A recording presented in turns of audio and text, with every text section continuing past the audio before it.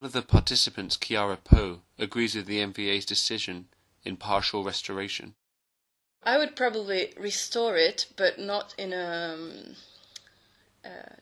destroying way. Right. You know what I mean? Yeah, it's yeah, like I wouldn't make it brand new, like as it was possibly in the beginning of its life. I would try to leave evident that there was some kind of crisis at some point. So leave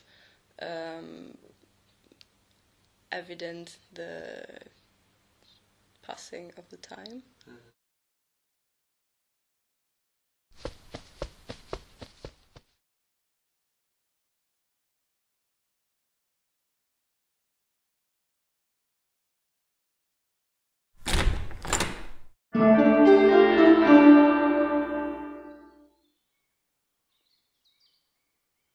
I mean, it was a great modern building. There's no doubt about that. The way it satisfied or addressed the programme is great. I mean, what a building it is, and the way it made, it followed tradition of seminaries, but made something new out of that tradition.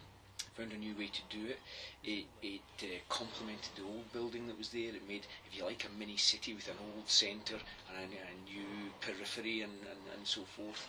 And so it is a great modern building, the way it addressed the programme. But that programme was already obsolete and defunct before the building was complete, because of Vatican II. Because of the idea that priests were no longer to be trained in seclusion, but they were to be trained in society, in the body of the church.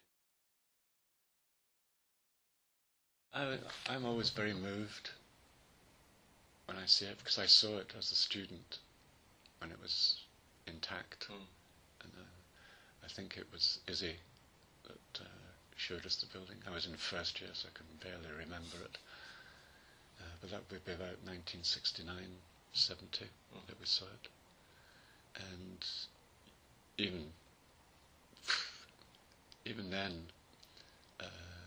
you could sense how impressive it was by comparison with other buildings that we were then looking at. Yeah.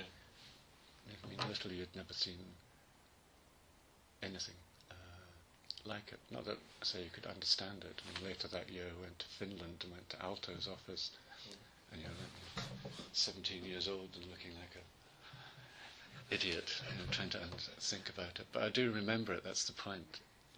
So it is absolutely memorable. I mean, I remember particularly not only the famous cantilever of the teaching block, but the cantilevers which creates that continuous canopy effect on the main block, just sort of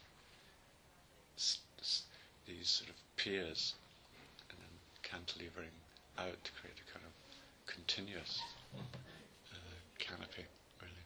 And they look like they float, even though they're sort of obvious weight, that they float. Whereas the support for the teaching block, although it's the sort of dog bone columns support two beams, which then in turn somehow that support is more explicit.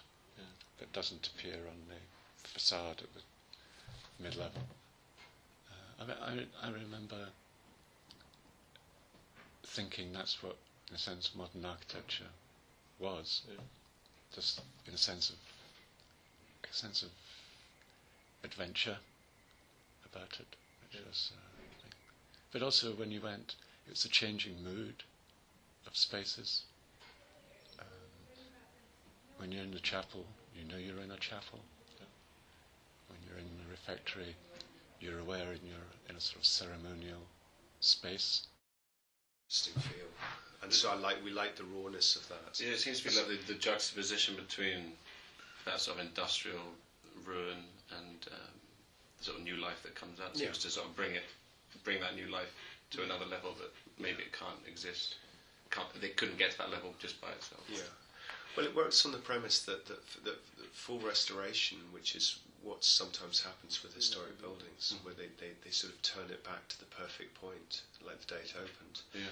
It's quite an odd idea, because why would you want to see something like the day it opened? I mean, it's gone through a life, and it's gone through different uses, and it's succeeded or failed, and you're in different times. And I can understand this idea of sort of creating heritage museums have a certain value, but I think that that's changing now, and I think people are becoming much more flexible about how they reuse and how they recycle. And in our case, the original program that built that building was for 107 seminarians to go through a teaching and a spiritual transformation to become priests.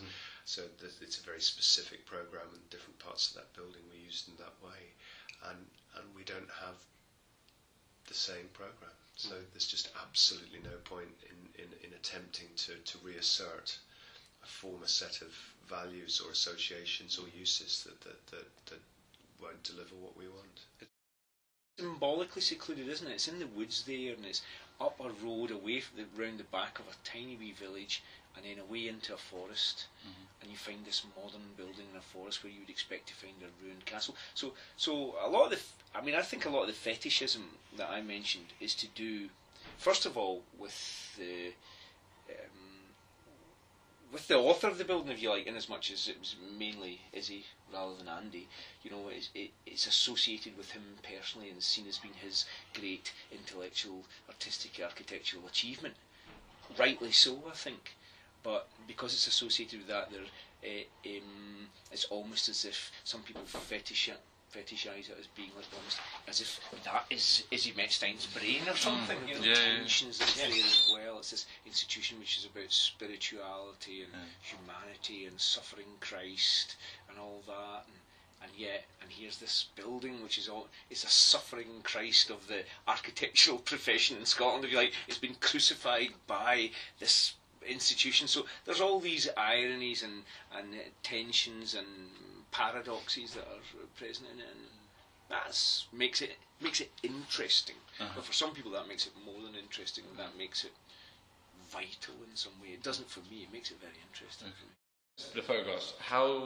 If you were in this space, how do you think it would make you feel? As it is nowadays, I think I would feel very scared.